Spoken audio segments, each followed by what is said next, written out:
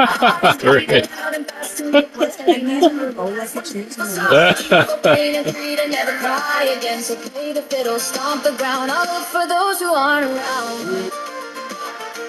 We're here today with Lana Boland at the Indigo at Burlington Centre. Lana and her husband, Brandon, came to us for their wedding dance lessons, and they did the Dirty Dancing, Time of My Life, the entire everything, the lift, Patrick Swayze jumping off the stage, the knee crawl, the everything. I refer to your choreo. I refer to you guys all the time.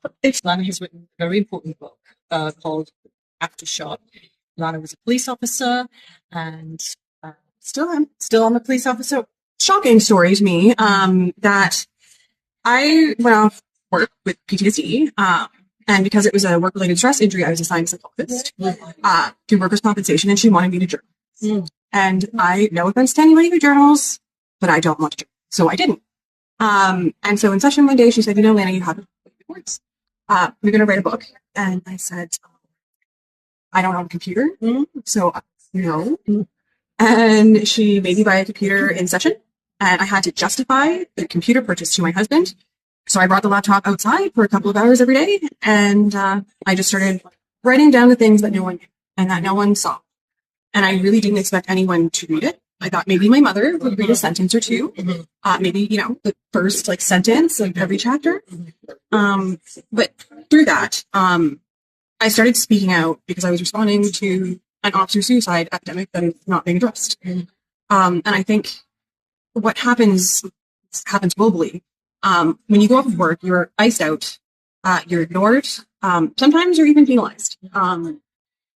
And I think that that's largely what led to the suicide epidemic that's not even being acknowledged. I started speaking out, and it was condolences, and we're so sorry to the family. And it was basically just shifting the name through every media release. And I finally said, these officers have been screaming into a void for years, and they've been ignored. And that's not okay. We need to start addressing mental health, because these are the literal helpers of society. And who is going to help us? It's an important job to be the forceful governor of legislation, where you can actually, take away someone's rights. And yet when we start to fall, because of sometimes the culture, sometimes it's specific calls, you're no longer a part of the big blue family. So I started speaking out, and suddenly officers from all over the world started reaching out to me, saying, you made me feel less alone. And I had this book written in a month. Wow. But it's easy to write when you're writing your story, right? And did you feel that, because maybe you had kept so much back and hidden, that it just kind of tumbled out? Was that something? Yeah. Well, I didn't expect anybody to read it, so it was really easy to write. These were things that I was familiar with. And so it just kind of poured out of me, and every day I would tell a different story. And then suddenly I had a book, and then suddenly, I'm on podcasts, and I'm sitting at Indigo, wondering if I moved to Mars. It's been a wild journey. But, if I make just one other person feel less alone, or maybe more hurt, if I can help make some change, it's worth it. Yeah. My dad was a police officer for 25 years in the UK. So, as a family of a police officer, you get a very different sort of view of that. But I don't think, my dad lived in a time period where you just didn't talk about anything that happened. Still that way. Yeah.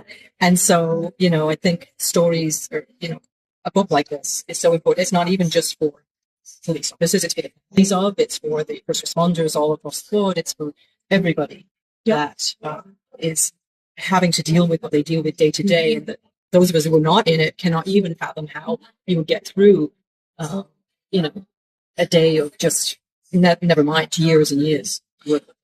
I was never traumatized by a call. I was traumatized by the system. Right. And almost every officer that I've spoken to, it's the culture. And it's of being iced out, disregarded, and silenced. And that's sort of how my subtitle came about, was because I was silenced. I actually was delivered orders once for silence, silencing orders. Two members of the upper echelon came and served me silencing orders while at work. And that's something that caused a lot of damage. I was choked in training in front of the entire class on a water break. And yes, because that particular trainer had decided that I didn't have enough heart and I was tough enough. He actually, like, my badge was taken away from me at my graduation ceremony, and I, had to sit in the hallway for 2 weeks, and then I was sworn in privately. So that was humiliating, and that's how I started my career. Oh my goodness. Wow. 11 years ago? 11 years. Yeah. And you have this, I think we all think that time has marched on and we've all learned from, just we're all that much further ahead in understanding, equality and all of that. Equality isn't equality when it's products. Equality is equality when we all see each other as human with skills and personalities and as individuals. Like, sure, culture, gender, it all matters and makes us different. But I would never want to be hired for the way I sit on a toilet. I would rather be hired for my skill. And if someone that doesn't fit as well on a brochure is more skilled than I am, then I believe that's who should have the position. Yes. Thank you for giving us sort of a first sort of inside, look and you're very welcome. Thank you for remembering me. Oh, no. As I said, I talk about you all the time. Oh, you are so sweet. Anybody that mentions they want to do the dirty dancing with, which comes up all the time. I am just, you guys were like the gold star of that. Thank you. Well, you did an amazing job teaching us. Oh, well, thank you. Thank you so much for coming by. You're very welcome. All right.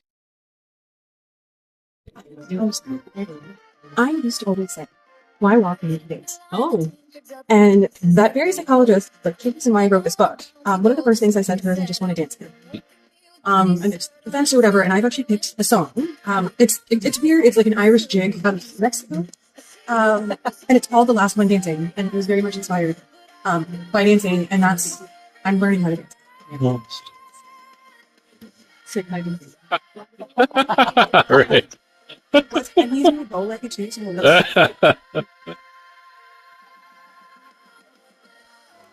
It's a truth, and I owe it on you.